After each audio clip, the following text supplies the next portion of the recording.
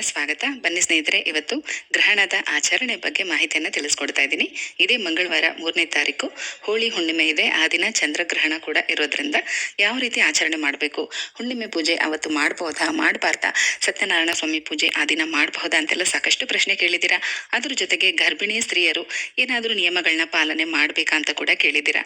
ಹೌದು ಅಲ್ವಾ, ಗ್ರಹಣದ ಆಚರಣೆ ಮಾಮೂಲಿಯಾಗಿರುವಂಥ ನಾವೆಲ್ಲ ಹೇಗೆ ಬೇಕಾದರೂ ಆಚರಣೆ ಮಾಡ್ಬೋದು. ಆದರೆ ಗರ್ಭಿಣಿ ಸ್ತ್ರೀಯರು ಮಾತ್ರ ತುಂಬಾನೇ ಎಚ್ಚರಿಕೆಯಿಂದ ಇರಬೇಕು. ಇವತ್ತಿನ ವಿಡಿಯೋದಲ್ಲಿ ಅದ್ರ ಬಗ್ಗೆ ನಿಮಗೆ ತುಂಬಾನೇ ವಿವರವಾಗಿ ತಿಳಿಸಿದ್ದೀನಿ. ವಿಡಿಯೋನ ಸ್ಕಿಪ್ ಮಾಡದೆ ನೋಡಿ.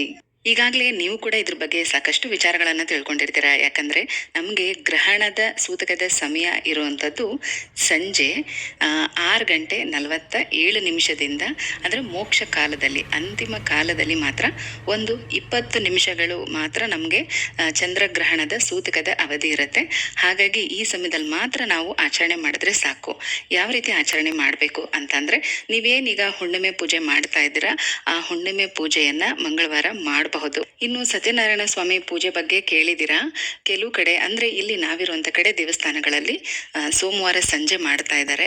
ಹಾಗಾಗಿ ಇನ್ನೂ ಒಂದ್ಸಲ ನಾನು ಅದನ್ನ ವಿಚಾರಿಸ್ಕೊಂಡು ನಿಮ್ಗೆ ಹೇಳ್ತೀನಿ. ಮನೆಯಲ್ಲಿ ಮಾಡುವಂತವ್ರು ಅಂದ್ರೆ ಈಗೆಲ್ಲ ನೀವು ಸಿಂಪಲ್ ಆಗಿ ಮನೆಯಲ್ಲೂ ಕೂಡ ಪ್ರತಿ ತಿಂಗಳು ವ್ರತ ಮಾಡ್ತಾ ಇದ್ದೀರಲ್ವಾ, ಅಂತವ್ರು ಮಂಗಳವಾರ ಮಾಡಬಹುದಾ, ಯಾವ ಸಮಯದಲ್ಲಿ ಮಾಡಬಹುದು, ಇದನ್ನ ನಾನು ನಿಮ್ಗೆ ವಿಚಾರಿಸಿ ಹೇಳ್ತೀನಿ. ಹಾಗೆ ಚಂದ್ರಗ್ರಹಣದ ಪ್ರಾರಂಭದ ಸಮಯ ಮಧ್ಯಾಹ್ನ 3:13 ಪ್ರಾರಂಭ ಆಗುತ್ತೆ. ಸಂಜೆ 6:47 ತನಕ ಇರುತ್ತೆ. ಸೂರ್ಯಾಸ್ತ ಅಂದ್ರೆ ಸೂರ್ಯ ಮುಳುಗುವಂತ ಸಮಯ ಸಂಜೆ 6:22. ಅಲ್ಲಿಂದ ನಮಗೆ 6:47 ತನಕ ಚಂದ್ರಗ್ರಹಣದ ಸೂತಕದ ಸಮಯ ಇರುತ್ತೆ. ಹಾಗಾಗಿ ನೀವು ಬೆಳಗ್ಗೆನೆ ಬೇಕಾದ್ರೆ ಸ್ನಾನ ಪೂಜೆ ಎಲ್ಲಾನು ಕೂಡ ಮಾಡ್ಕೋಬಹುದು. ಯಾಕಂದ್ರೆ ಗ್ರಹಣ ಬಿಟ್ಟ ಮೇಲೆ ಒಟ್ಟಿಗೆ ಸ್ನಾನ ಪೂಜೆ ಎಲ್ಲ ಮಾಡೋಣ ಅಂತ ಹಾಗೆ ಇರಬೇಡಿ. ಗ್ರಹಣದ ಸಮಯದಲ್ಲೂ ಕೂಡ ದೇವ್ರ ಮನೆಯಲ್ಲಿ ದೀಪ ಹಚ್ಚಿರ್ಬೇಕು. ಬೆಳಗ್ಗೆಯಿಂದ ಸಂಜೆ ತನಕ ದೀಪಗಳು ಉರಿತಾ ಇರಬೇಕು. ಆ ರೀತಿ ನೀವು ನೋಡ್ಕೊಳ್ಳಿ. ನೀವು ಬೆಳಗ್ಗೆ ತಲೆಗೆ ಸ್ನಾನ ಮಾಡ್ಲಿಲ್ಲ ಅಂದ್ರೂ ಪರವಾಗಿಲ್ಲ, ಮೈ ಸ್ನಾನ ಮಾಡ್ಕೊಂಡು ನಿಮ್ಮ ಹುಣ್ಣಿಮೆ ಪೂಜೆಯನ್ನ ಮನೆಯಲ್ಲಿ ಮಾಡ್ಕೋಬಹುದು. ನೀವು ಪ್ರತಿ ತಿಂಗಳು ಯಾವ ರೀತಿ ಮಾಡ್ತಿದ್ರು ಅದೇ ರೀತಿ ಮಾಡಿ. ಆದ್ರೆ ಸಂಜೆ ಈ ಒಂದು ಪರ್ಟಿಕ್ಯುಲರ್ ಟೈಮಲ್ಲಿ ನೀವು ಪೂಜೆ ಮಾಡಲೇಬೇಕು. ಅಂದ್ರೆ 6:22 6:47 ತನಕ ಇದು ಗ್ರಹಣದ ಮೋಕ್ಷ ಕಾಲ. ಈ ಸಮಯದಲ್ಲಿ ನೀವು ಯಾವುದೇ ಮಂತ್ರ ಸ್ತೋತ್ರ ಪಠನೆ ಮಾಡಿದ್ರು, ಏನೇ ಬೇಡಿಕೆಗಳನ್ನ ಬೇಡ್ಕೊಂಡ್ರು ಕೂಡ ಅದು ಸಿದ್ಧಿ ಆಗುತ್ತೆ. ಹಾಗಾಗಿ ಮಂಗಳವಾರ ಆಗಿರೋದ್ರಿಂದ ದುರ್ಗಾ ಸ್ತೋತ್ರ, ದುರ್ಗಾ ಅಷ್ಟಕ, ಲಲಿತಾ ಸಹಸ್ರನಾಮ, ಹನುಮಾನ್ ಚಾಲೀಸ್, ಹೀಗೆ ಯಾವುದೇ ಮಂತ್ರ ಸ್ತೋತ್ರಗಳನ್ನ ಪಠನೆ ಮಾಡೋದು, ದೇವರ ಮುಂದೆ ತುಪ್ಪ ದೀಪ ಹಚ್ಚೋದು, ಇದನ್ನ ಮಾತ್ರ ಮರಿಬೇಡಿ. ಇನ್ನು ಗರ್ಭಿಣಿ ಸ್ತ್ರೀಯರು ಕೂಡ ಮಧ್ಯಾಹ್ನ 1 ಗಂಟೆ ಒಳಗಾಗಿ ಊಟ ತಿಂಡಿ ಎಲ್ಲನೂ ಕೂಡ ಮುಗಿಸ್ಕೊಳ್ಳಿ. ನೀವು ಮಧ್ಯಾಹ್ನ 3 ಗಂಟೆಯಿಂದ ಸಂಜೆ 7 ಗಂಟೆ ತನಕ ಏನ್ ಕೆಲ್ಸನೂ ಮಾಡಬೇಡಿ. ಆದಷ್ಟು ಹೊರಗಡೆ ಓಡಾಡದೇ ಇದ್ರೆ ತುಂಬಾನೇ ಒಳ್ಳೇದು. ಹುಷಾರಾಗಿರಿ. ಮತ್ತೆ ಯಾವ ಕೆಲ್ಸನೂ ಕೂಡ ಮಾಡಬಾರ್ದು. ಆರಾಮಾಗಿ ಒಂದ್ ಕಡೆ ಕೂತ್ಕೊಳ್ಳೋದು, ಮಲ್ಕೊಳ್ಳೋದು ಮಾಡ್ಕೊಳ್ಳಿ.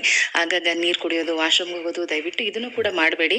ಆದಷ್ಟು ಈ ಒಂದು ದಿನ ನಿಮ್ಮನ್ನ ನೀವು ಎಷ್ಟು ಜಾಗರೂಕತೆಯಿಂದ ಕೇರ್ ಮಾಡ್ತಿರೋ ಅಷ್ಟು ಕೂಡ ಒಳ್ಳೇದೇನೆ. ಇಲ್ಲಿ ಗ್ರಹಣ ಗೋಚಾರ ಆಗದೆ ಇದ್ರು, ಕೆಲವೇ ನಿಮಿಷಗಳ ಕಾಲ ಗೋಚಾರ ಆದ್ರೂ ಕೂಡ ಗರ್ಭಿಣಿ ಸ್ತ್ರೀಯರು ಮಾತ್ರ ಈ ಎಲ್ಲಾ ನಿಯಮಗಳನ್ನ ಪಾಲನೆ ಮಾಡ್ಲೇಬೇಕು.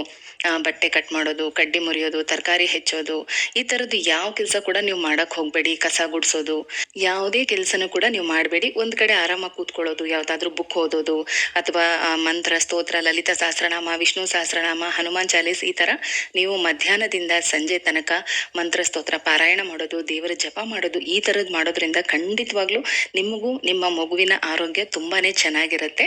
ಅಲ್ಲದೆ ಯಾರ ಮನೆಗಳಲ್ಲಿ ಗರ್ಭಿಣಿ ಸ್ತ್ರೀಯರಿದಾರೋ ಆ ಮನೆಯವರು ಇದನ್ನ ಅರ್ಥ ಮಾಡ್ಕೊಂಡು ಆದಷ್ಟು ಅವ್ರಿಗೆ ಈ ಒಂದು ದಿನ ರೆಸ್ಟ್ ಕೊಡಿ. ಯಾವುದೇ ಕೆಲಸನ ಅವ್ರ ಕೈಯಲ್ಲಿ ಮಾಡಿಸ್ಬೇಡಿ. ಇನ್ನು ಪೂಜಾ ರೂಮ್ ಕ್ಲೀನ್ ಮಾಡ್ಬೇಕಾ, ಮತ್ತೆ ಸ್ನಾನ ಮಾಡ್ಬೇಕಾ, ಮನೆಯೆಲ್ಲ ಕ್ಲೀನ್ ಮಾಡ್ಬೇಕಾ ಅಂತ ಕೂಡ ಪ್ರಶ್ನೆ ಕೇಳಿದ್ದೀರಾ. ನೋಡಿ, ಈಗ ನೀವು ಬೆಳಗ್ಗೆ ಅಥವಾ ಒಂದಿನ ಮೊದಲು ಹುಣ್ಣಿಮೆ ಪೂಜೆ ಮಾಡೋದಕ್ಕೆ ಅಂತ ಪೂಜಾ ರೂಮ್ ಎಲ್ಲ ಕ್ಲೀನ್ ಮಾಡಿ ದೇವ್ರ ಸಾಮಾನು ತೊಳೆದು ಎಲ್ಲ ಮಾಡಿರ್ತೀರಾ ಅಂದ್ರೆ ಖಂಡಿತವಾಗ್ಲೂ ಎಲ್ಲಾನು ತೆಗೆಯೋದು ಬೇಡ. ಸ್ವಲ್ಪ ಗೋಮೂತ್ರ ತಂದಿಟ್ಕೊಳ್ಳಿ. ಗ್ರಹಣ ಪ್ರಾರಂಭ ಆಗೋದಕ್ಕಿಂತ ಮೊದಲು ಎಲ್ಲಾ ಕಡೆ ದರ್ಬೆ ಮತ್ತೆ ತುಳಸಿಯನ್ನ ಇಡೋದನ್ನ ಮಾತ್ರ ಮರಿಬೇಡಿ. ಆ ನಂತರ ಗ್ರಹಣ ಬಿಟ್ಟ ಮೇಲೆ ನೀವು ಮೊದಲು ಸ್ನಾನ ಮಾಡ್ಬೇಕು. ಸ್ನಾನದ ನೀರಿಗೂ ಕೂಡ ಒಂದ್ ಸ್ವಲ್ಪ ಗೋಮೂತ್ರ ಹಾಕೊಂಡು ಸ್ನಾನ ಮಾಡ್ಬೇಕು. ಆಮೇಲೆ ಸ್ನಾನ ಮಾಡ್ಕೊಂಡು ಬಂದ ಮೇಲೆ ನೀವು ಎಲ್ಲಾ ಕಡೆಗೂ ಗೋಮೂತ್ರನ ಪ್ರೋಕ್ಷಣೆ ಮಾಡಿ ಹೊರಗಡೆ ಬಾಗ್ಲೆಲ್ಲ ತೊಳೆದು, ಆ ನಂತರ ದೇವ್ರ ಮನೆಯಲ್ಲೂ ಅಷ್ಟೇನೆ ಗೋಮೂತ್ರನೆಲ್ಲ ಸ್ವಲ್ಪ ಪ್ರೋಕ್ಷಣೆ ಮಾಡ್ಬೇಕು. ದೇವ್ರ ಮನೆಯನ್ನು ಎಲ್ಲ ಒರೆಸ್ಕೊಳ್ಳಿ.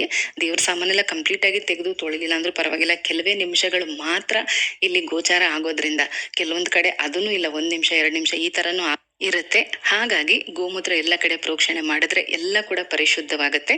ಆ ನಂತರ ಮತ್ತೆ ಇನ್ನೊಂದ್ಸಲ ಆ ದೀಪಗಳನ್ನ ಮಾತ್ರ ತೊಳೆದು ಹೊಸ ಬತ್ತಿನ ಹಾಕಿ ಬೆಳಗ್ಗೆ ದೇವರಿಗೆಲ್ಲ ಹೂವು ಹಾಕಿರ್ತೀರಲ್ಲ ಅದನ್ನೆಲ್ಲ ತೆಗೆದ್ಬಿಡಿ. ಅದನ್ನೆಲ್ಲ ತೆಗೆದು ಕಳಸಕ್ಕೊಂದು, ಗಣೇಶನಿಗೊಂದು ಹೂವನ್ನ ಇಟ್ಟು, ದೀಪಗಳ ಮುಂದೆ ಒಂದೊಂದು ಹೂವನ್ನ ಇಟ್ಟು ನೀವು ದೇವರ ದೀಪ ಹಚ್ಚಿ ಪೂಜೆ ಮಾಡಿದ್ರೆ ಸಾಕು. ನಿಮ್ಗೆಲ್ಲ ಇದ್ದಂತ ಕಾಮನ್ ಆದ ಪ್ರಶ್ನೆ, ಪೂಜಾ ರೂಮ್ ಯಾವತ್ತು ಕ್ಲೀನ್ ಮಾಡಬೇಕು? ಹುಣ್ಣಿಮೆ ಪೂಜೆ ಮಾಡೋದ್ರಿಂದ ಮುಂಚಿತವಾಗಿನೇ ಕ್ಲೀನ್ ಮಾಡ್ಕೋಬಹುದಾ ಅಥವಾ ಗ್ರಹಣ ಬಿಟ್ಟ ಮೇಲೆ ಮಾಡ್ಬೇಕಾ ಅಂತ ಕೇಳಿದ್ರಿ. ನೀವು ಮುಂಚಿತವಾಗಿ ಮಾಡ್ಕೊಂಡು ಹುಣ್ಣಿಮೆ ಪೂಜೆನ ಮಾಡ್ಕೊಳ್ಳಿ. ಗ್ರಹಣ ಬಿಟ್ಟ ಮೇಲೆ ಈಗ ನಾನು ಯಾವ ರೀತಿ ಹೇಳಿದ್ನೋ ಆ ರೀತಿ ಸಿಂಪಲ್ ಆಗಿ ಶುದ್ಧೀಕರಣ ಮಾಡ್ಕೊಂಡ್ರೆ ಸಾಕು. ಇನ್ನೇನೇ ಪ್ರಶ್ನೆಗಳಿದ್ರು ಕಮೆಂಟ್ಸ್ ಅಲ್ಲಿ ಕೇಳಿ, ಆದಷ್ಟು ಉತ್ತರ ಕೊಡೋದಕ್ಕೆ ಪ್ರಯತ್ನ ಮಾಡ್ತೀನಿ. ಮತ್ತೆ ಸಿಗ್ತೀನಿ.